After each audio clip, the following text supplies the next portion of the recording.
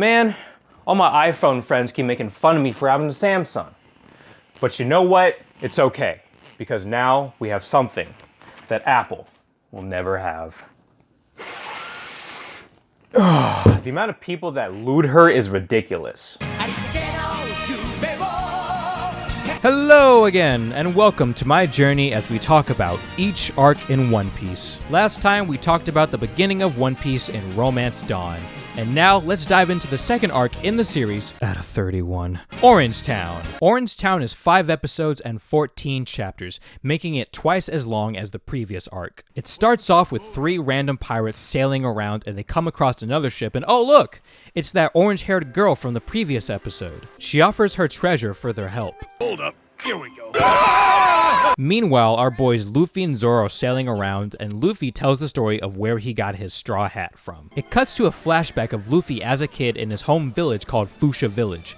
A bunch of pirates are having a great time at the local bar, and Luffy is chilling next to his idol Shanks, who's wearing the straw hat. A few mountain bandits show up and start making a mess of the place.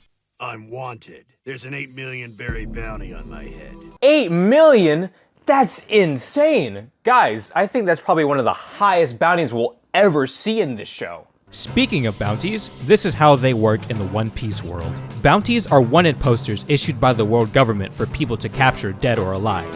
The price represents how much of a threat they are to the world government, not necessarily how strong a character is like a lot of people assume. After the alpha male bandits leave the beta male Shanks alone, Luffy grabs this random fruit from a treasure chest and eats it. It turns out that fruit that he ate was the Gum Gum Devil Fruit that turns your body into rubber like we saw earlier. Also, when you consume any Devil Fruit, you are then hated by the sea and your swimming license is revoked, meaning you can't swim and just sink to the bottom of the ocean. A while later, the mountain bandits attack Luffy for yelling at them because they made fun of Shanks. Then Makino goes to get help from the strongest man in all of One Piece. All hail Whoop Slap. I am but a humble servant asking for your mighty wisdom and godlike powers. Fun fact, in the most recent Top 100 global poll, Whoop Slap was ranked 37. Before Child Protective Services can do anything, Shanks and his crew show up to stop the bandits. Listen up, bandits. Whether I'm sprayed with alcohol or doused with food, hell, even if I'm spit on, most of the time I'll just laugh it off and forget about it. Shanks is kinda freaky, isn't he? After taking them down, the head bandit runs off with Luffy. The head bandit throws Luffy into the ocean, and since he ate a devil fruit, he sinks to the bottom. But then, a creature known as a Sea King emerges. It kills the bandit and then charges at Luffy. Luckily, Shanks shows up just in time to save Luffy and scares the Sea King away. Even though Luffy is saved, Shanks lost his arm in the process, and somehow not screaming in pain. A while later, Shanks and his crew are about to leave the village. Luffy promises that someday he'll become a pirate better than Shanks and become the king of the pirates. Impressed with Luffy's determination, Shanks gives him his precious straw hat and tells Luffy to give it back to him someday in good condition once he becomes a great pirate. Luffy's flashback in episode 4 is actually the very first chapter of One Piece with 56 pages. One of the biggest differences is that it starts with Luffy stabbing himself to prove he's tough enough to be a pirate, which explains the scar that we see under his eye. And now we flash forward to present day. Luffy and Zoro are still floating about and hungry. They find a bird and Luffy tries to catch it. Turns out the bird, was a lot bigger than they thought. Eventually, Luffy falls down and lands in Orange Town, next to the strange orange-haired girl who's on the run from pirates. During the commotion, the mysterious orange-haired girl pretends that she's Luffy's underling so she can escape from the pirates.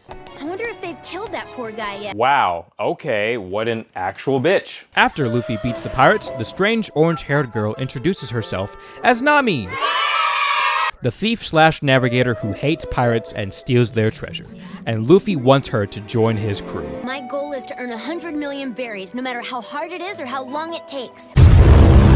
Even though in the anime we meet Nami in the very first episode, she actually doesn't show up until chapter 8 of the manga. I guess I might consider joining you, but only if you'll agree to certain conditions. Really? I'll do anything! Meanwhile, we get introduced to the main villain of this arc.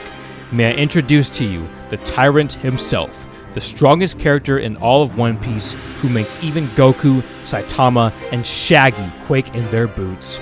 This is Buggy the Clown. And yes, that is his real nose. Nami brings Luffy to Buggy all tied up as a prisoner and asks to join his crew so she can steal their treasure for later. Buggy accepts, and they have a party. They then show off the destructive power of one of their special cannonballs, known as a Buggy Ball.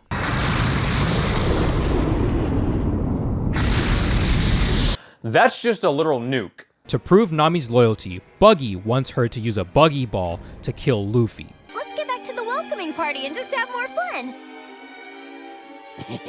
This is my idea of having more fun. It ain't a party unless someone dies. Nami refuses, and just before she's attacked, Mr. Three-Sword Style himself shows up. Buggy wants to fight Zoro to bolster his reputation.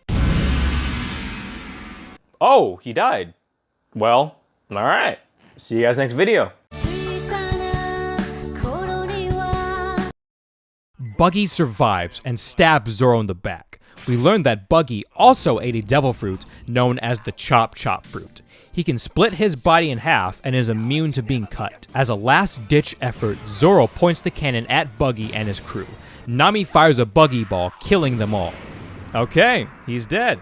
See you guys next video. Zoro uses this opportunity to escape with Luffy. Who is this guy? Are you gonna help?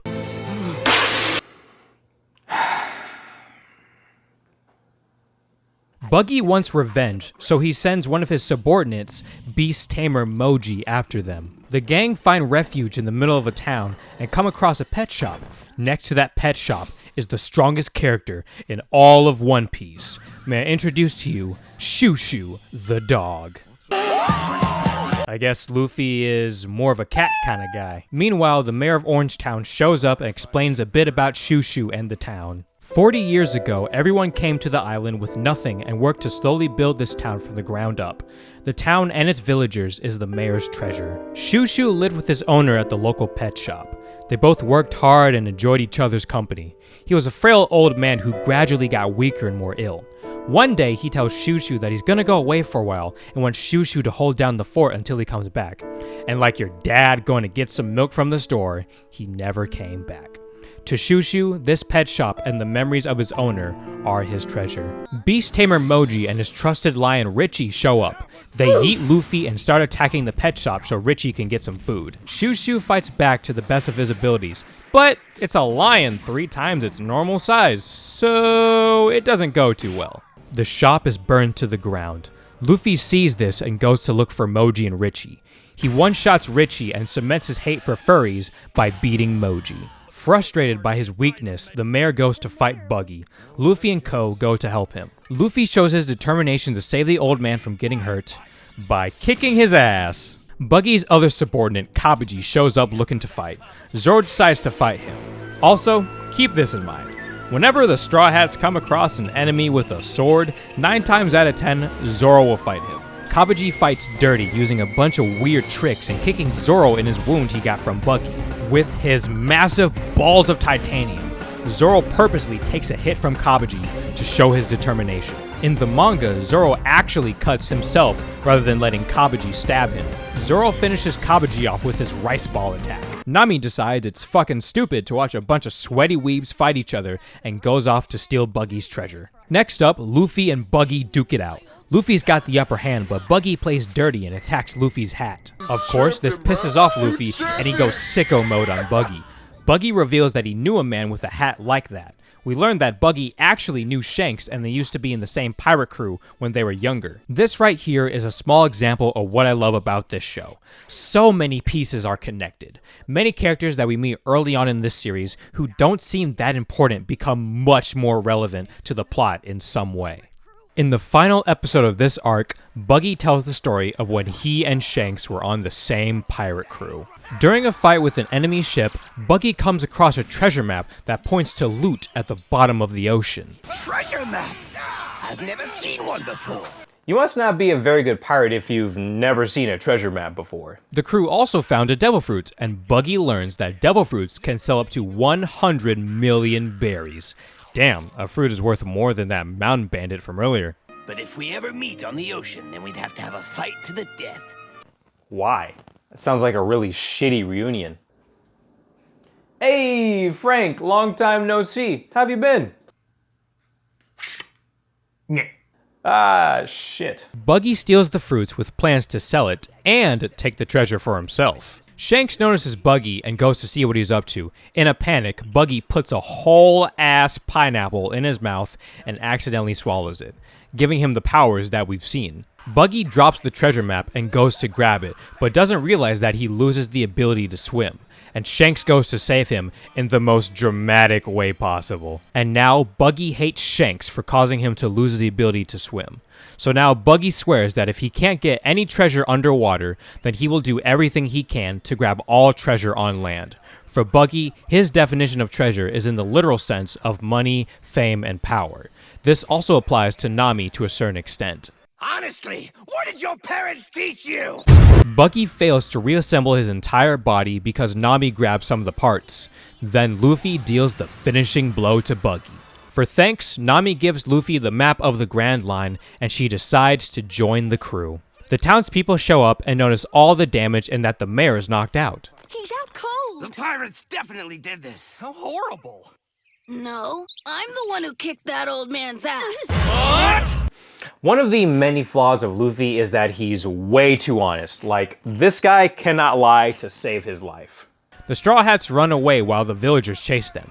Luckily, good old Shushu blocks their path so they can escape. The mayor eventually wakes up and goes to say his goodbyes to the Straw Hats and thanks them for saving his village, and the Straw Hats sail off. Then, before the episode ends, we get a teaser of what's to come next. The true, strongest character in all of One Piece and the meaning of life. Next time, we'll talk about God himself. To be continued. And that marks the end of Orange Town. A lot of the first few arcs in One Piece are very short and relatively low stakes. But of course, as we progress through the series, a lot more crazy shit is going to happen that I'm excited to talk about. So join me next time in Syrup Village as we talk about one of the most beloved characters in all of One Piece. Like, comment, subscribe, the whole YouTube shebang, and I'll see you in the next video. Bye!